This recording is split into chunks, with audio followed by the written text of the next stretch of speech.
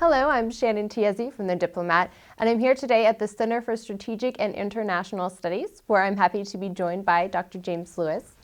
Dr. Lewis is a senior fellow and director here at CSIS, and he's going to be joining us today to talk about cyber issues in the U.S. China relationship.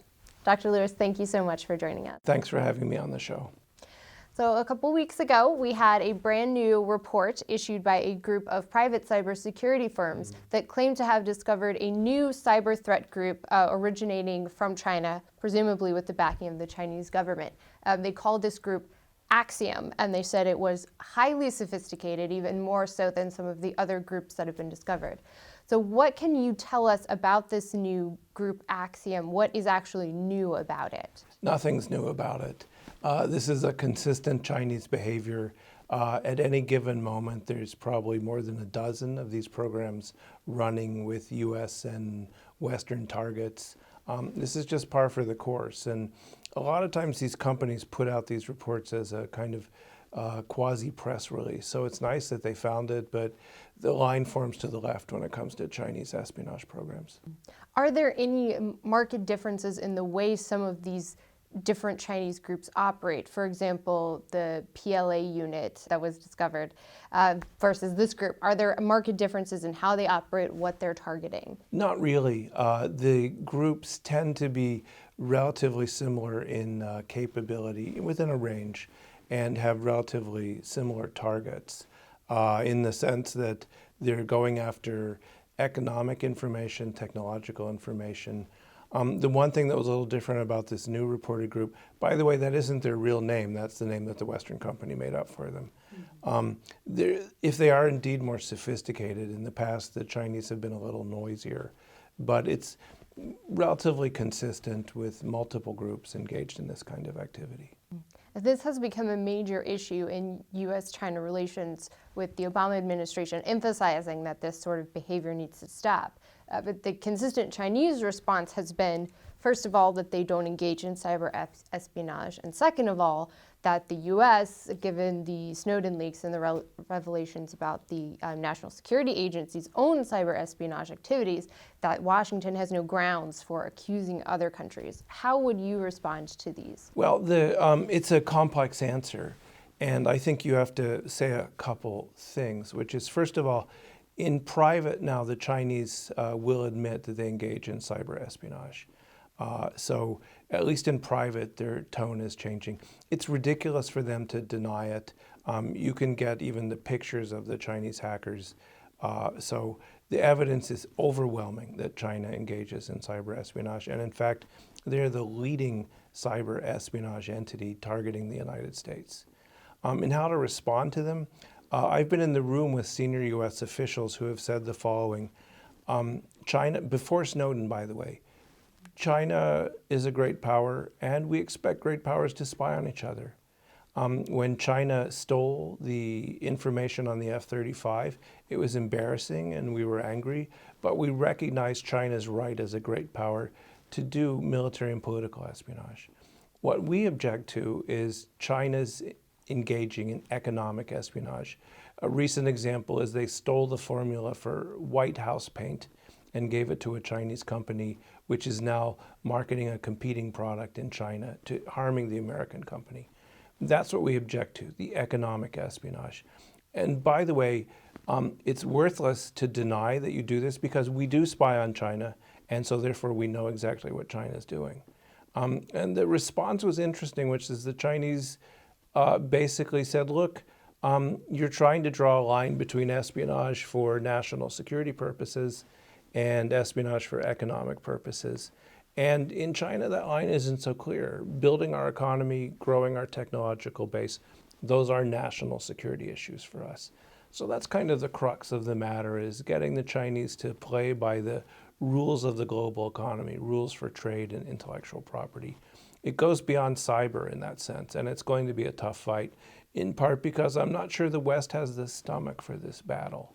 But if we don't get the Chinese to pull it back in a little bit, to rein in their activities, it's going to be a very messy world. And you mentioned the difficulty of drawing a line between espionage for legitimate national security reasons and illegitimate purposes.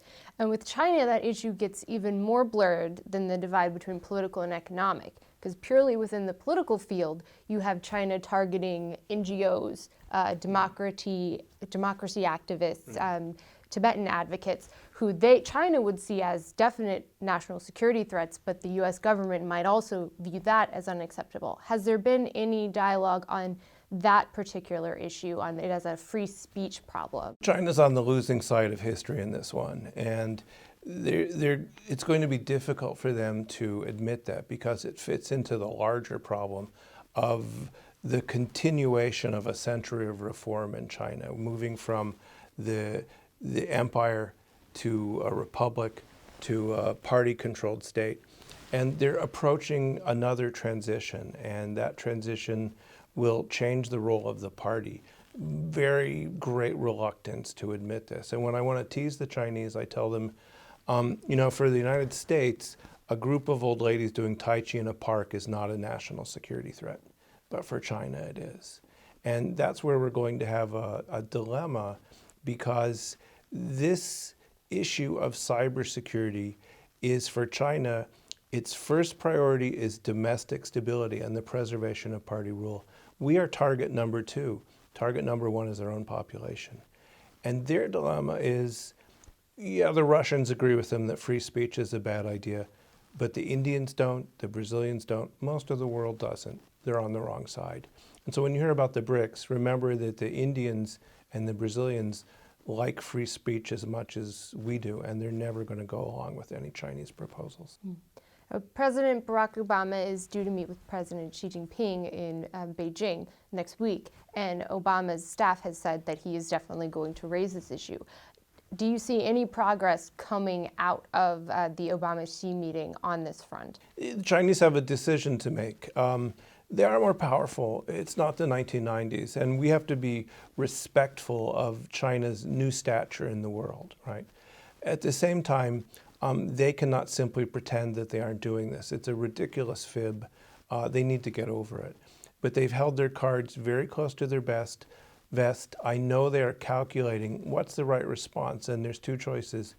Yes, to agree to re-engage with the United States and resume some sort of discussion of these issues, or no, to continue to refuse to engage, to stiff the United States.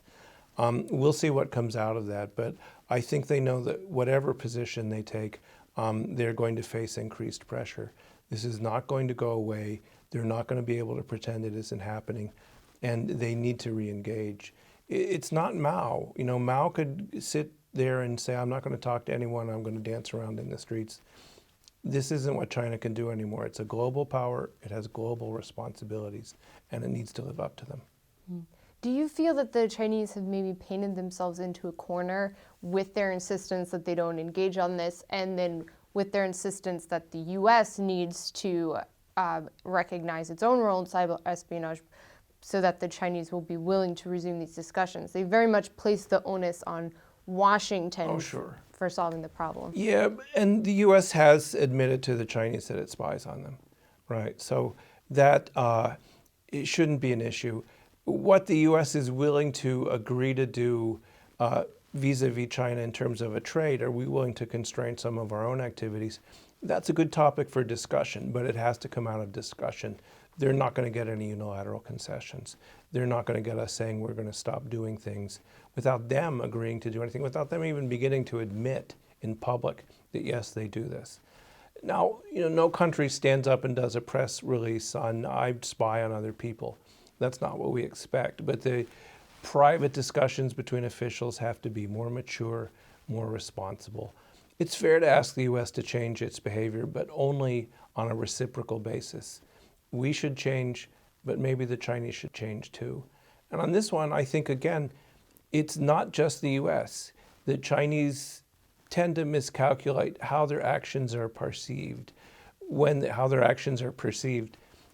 deny an activity that is obvious to most of the world that affects India, Australia, Japan, Germany, Canada, Britain, France, other parts of Europe, the Netherlands, Norway. The list of countries they spy on, Canada. Did I leave the Canadians out? I shouldn't have. They spy on so many countries. When they say we're not doing it, it creates instability, it creates distrust, and it damages China's position in the world. A more responsible attitude would be to engage seriously with these countries and talk about where there are reasonable constraints.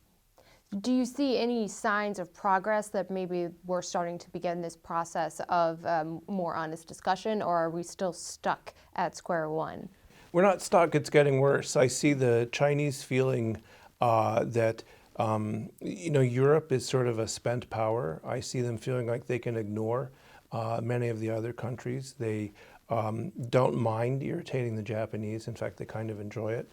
And they're calculating how much they can get away with the U.S. So I see relatively something different, a resurgence of an effort for China to dominate this discussion and shape it in ways that would be unfavorable to the U.S. and other democracies. So I think we're in for a bumpier patch coming up. At the end of the day, the U.S. and China have no alternative but to find some way to be partners. Frankly, at the commercial level, this is not really a problem. Chinese companies are like American companies. They want to serve a global market. They want to make money. We could do a deal with Chinese companies tomorrow without any trouble. It's the government that is reluctant to change its behavior. And I think until you see that change, fitting into a much more complex discussion about economic planning, the anti-corruption campaign, the future of the party in China and its declining legitimacy, these are the issues that complicate the cybersecurity discussion. If we were talking with 360 or with Alibaba or with ZTE, this problem would be solved relatively quickly. But we're not. We're talking with the party, and they see this as an existential issue. They see cybersecurity as existential because it could be the foundation for a stronger opposition to one-party rule. So assuming that they hold fast to that stance and they're not willing to change their mind on cyber issues, what policy options does the United States have to try to pressure a change? This has been something we've done successfully in the past with other countries and with China. How do you get a country to change its behavior? And you need a combination of persuasion and pressure. And the indictments that you saw a few months ago were a first step in putting a little pressure on. And I don't think that was a bad thing to do. There are other things that could be done. And one thing that has been said to the Chinese is, in some ways, how you respond to the indictments will determine what happens next. We understand you're upset and you broke off the talks publicly. Anyone would have done that. Makes perfect sense. But in private, you have to re-engage. And if you don't re-engage, don't think the indictments were the last step. We also have to think about how do we work with other countries? How do we create a partnership that's fair to China? It's not containment. It's not suppressing China. It's getting China to play by the same rules that everyone else does, and getting Europe and India and Japan, other countries to come in and say, these are the global rules. We want you to play by them. We want the Americans to play by them. So we need to set up the global rules and get people to talk about it. We need to get the Chinese to recalculate some of the costs a little bit. If my economy was doing as badly as the Chinese economy was doing, I don't know if I'd be pushing on this one too hard. But I don't know if they've made that calculation. Well, thank you so much for talking through these issues with us. Unfortunately, we're out of time for today, but this is something we'll continue to keep an eye on. Great, thank you. And thank you for joining us. Once again, I'm Shannon Tiezi from The Diplomat.